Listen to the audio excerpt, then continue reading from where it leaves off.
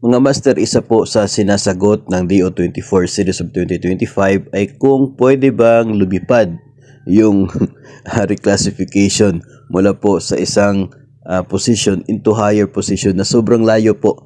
No, dito po sa DO24 ay nabanggit ito pong 3 salary grade limitations.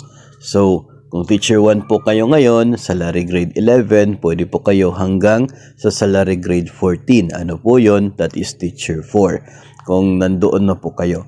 So kung titingnan po natin, no, wala pong ma-reclassify ngayon na papasok sa MT1, Master Teacher 1, kung reclassification. Bakit?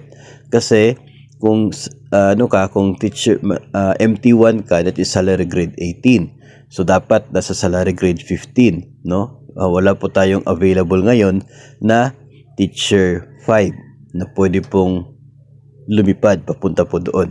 So ito pong 3 salary grade limitation, whether through reclassification or natural vacancy, no, shall not exceed 3 salary grades higher than the applicant's present position, except dito po sa appointment falls within the purview of any applicable exemptions granted by the Civil Service Commission as stipulated in the ORA-ORA. So dito po sa ORA-ORA kasi na guidelines ng civil service, meron pong certain situations kung saan ay pwede po na ma-justify yun po tinatawag nilang quantum leap, no, ng isa pong personnel from certain salary grade into more than 3 salary grades higher. Mayroong mga sitwasyon kung saan pwede naman na mangyayari. Isa po sa mga matatandaan natin na nakapaloob po doon ay yung specialization, no? At kung sole applicant, no, pwede siya ma-justify. Pero kung reclassification kasi ay malabo na magkaroon ng sole applicant kasi halos na, particular po sa first ngayon, no, halos naman po kayong lahat ay interested na mag-apply ng reclassification. So, at saka yung sa reclassification kasi ay lahat naman po talaga ay pwede mag-apply. So, yung mindset ngayon under the expanded career progression is that all teachers are applicants. Yun po yung mindset.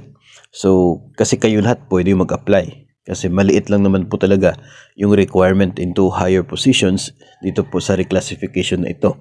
Kahit wala po kayong masters, ay pwede kayong ma-reclassify. Basta umabot lang po sa 50 yung score po ninyo. So, ito po yung sagot kasi maraming natatanong kung pwede ba isang teacher 1 magiging teacher 4, teacher 5, ganon. So, kung 3 salary grade higher, pag teacher 1 hanggang teacher 4, pwede ka mag-apply.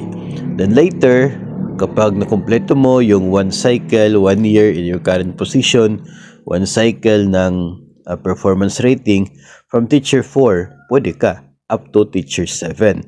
Diba? Kasi 3 salary grades yun. So, pwede ka up to teacher 7. Then from teacher 7,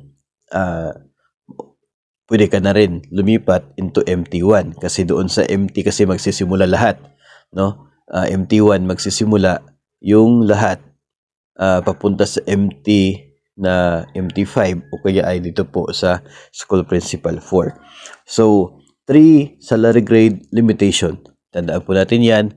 Yun po ang nakapaloob sa DepEd Order number 24 Series of 2025, but still tandaan din po yung exemption, no, basta nakapaloob po sa Civil Service Guidelines doon po sa ORA-ORA, pwede nyo po yun i-search para malaman kung ano-ano yung mga nabanggit na exemptions doon na kung saan pwedeng i-justify ng inyo pong division yung promotion ng isang personnel into a position na mahigit sa 3 salary grade higher.